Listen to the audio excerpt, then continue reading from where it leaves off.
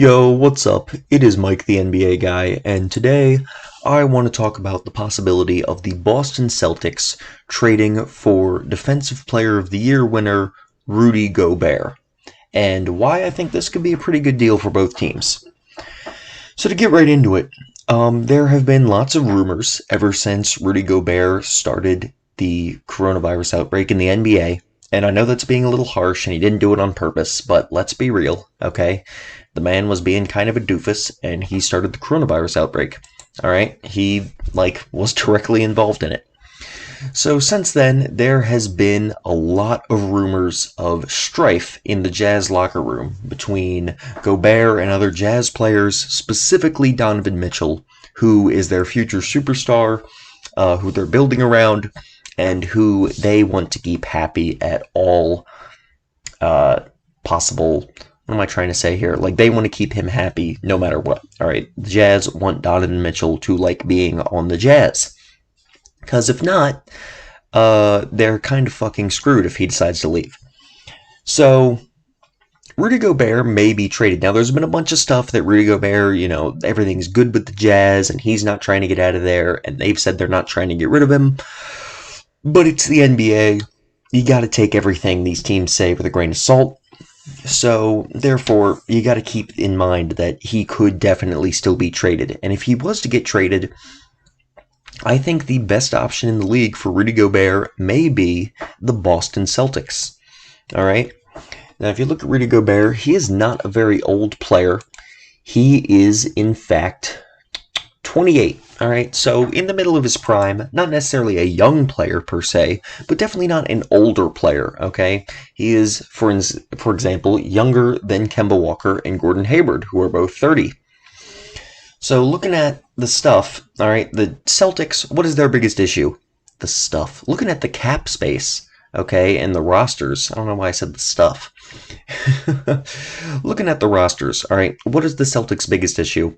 It's center depth, okay, especially in the Eastern Conference, where they are contending with teams like the Bucks with Giannis, like the Sixers with Joel Embiid, despite the fact they beat him this season, okay, despite the fact that they swept the Sixers this season.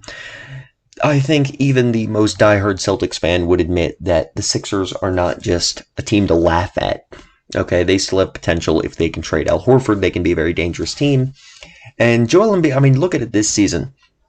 Joel Embiid was surrounded by garbage with Ben Simmons out, and he still averaged 30 points a game on the Celtics. Now, they still swept the Sixers, but 30 points a game is 30 points a game. There was nothing they could do against Joel Embiid in that series. There's just nothing Joel Embiid could do when Tobias Harris and Al Horford were busy sucking dick the entire series, so he still got swept. But Joel Embiid, very dangerous player. Giannis, obviously. Bam Adebayo on the Heat. Okay? These are some dangerous big men.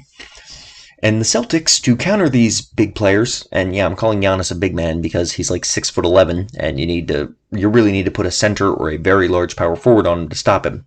To counter these big men, the Celtics have Enes Kanter and Daniel Theis. Not exactly what I would call premier talents in the NBA.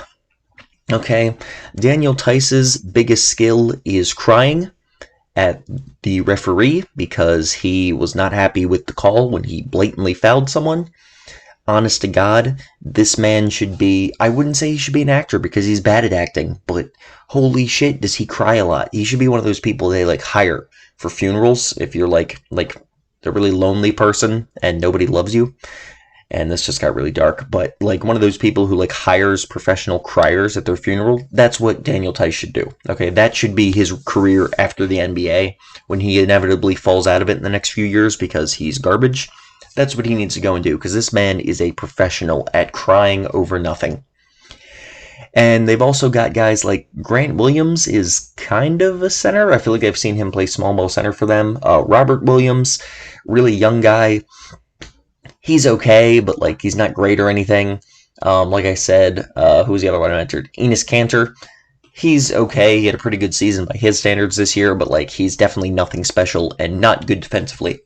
The Celtics really need a good defensive center, okay, for them to be legit contenders to come out of the Eastern Conference. And not to mention, if they make the finals, they're probably going to be dealing with LeBron and Anthony Davis, okay? You want a good paint presence against those guys. So, they need a center. Where do they get one?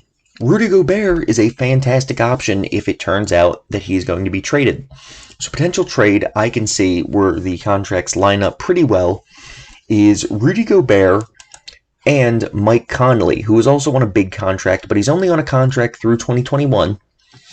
All right, he's on a bigger contract. And trade both of those guys for Kemba Walker and Gordon Hayward and Daniel Tice. Now, is Kemba Walker really worth Rudy Gobert is kind of what this, I should say, not is Kemba Walker worth Rudy Gobert. I think this is definitely a win for the Jazz. Okay, Daniel Tice is an okay enough center. They're probably going to want to draft one or get a better one in free agency, but, you know, he's good enough to replace Gobert. And in replace, you get Kemba Walker, who in my opinion is definitely better than Mike Conley, and you get Gordon Hayward back, who was once with the Jazz. I'm sure Jazz fans are happy to have him back, and he's a weird player. He's a very good player, and he could get better over the next season as he continues to recover from his injury. He was very good this season, but he's just kind of being wasted on the Jazz. Or, I'm sorry, on the Celtics. Also, he keeps getting injured again. So it's just an interesting play for the Jazz, but they could avoid losing Gobert for nothing. In return, the Celtics would get Rudy Gobert, who is huge for them, and they would get Mike Conley. Now, Mike Conley's not as good as Kemba Walker, but he's on a much shorter contract, which could allow the Celtics to go into the 2021 offseason and contend for all these big-name players just like everyone else is, as Mike Conley's contract ends and has an early termination option. All right? So, Kemba Walker... now, I'm not saying the Celtics would necessarily want to do this, okay? Maybe they just want to keep being super guard and forward heavy and just let their center, just keep having a weak role-playing center. But if I'm the Celtics, look, I really want a real, legit, good defensive center on my team. He's a good pick-and-roll partner. You know, he's worked with Conley for a year. I think him and Jason Tatum and Jaylen Brown, good three-point shooters. They could all play together very well. I just think this would be a good move for both teams. Not a perfect move because you are downgrading in talent a little bit, going from Kemba to Conley. Gordon Hayward, well, Rudy Gobert is better than Gordon Hayward, though. Excuse me. Rudy Gobert is better than Gordon Hayward, though. So, you know, the talent really stays about the same. The important thing is you don't trade Tatum or Jaylen, who are the main building pieces, or even Marcus Smart, who's another very good young player on that team. As much as I hate him, got to admit, very good player. I just think this is a good trade for both teams. The salary almost lines up perfectly. Daniel Tice means that the Celtics are giving up a little bit more money than the Jazz, but it's only $5 million, so I think that would be fine within the cap. If not, the Jazz can always throw in some scrub in there like...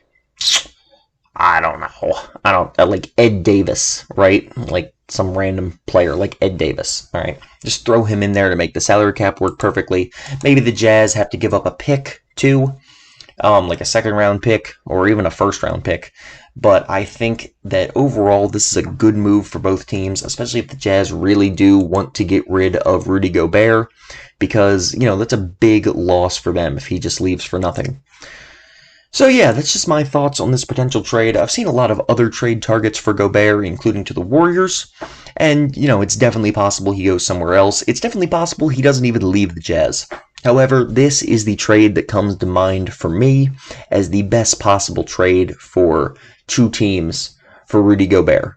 So, yeah, that's just my quick thoughts on a Rudy Gobert trade possibility. If you enjoyed this video, please like and subscribe. I would really appreciate that. And check out some of the other content on my channel. I've been trying to get out a video every day, so I hope that you all have been enjoying them.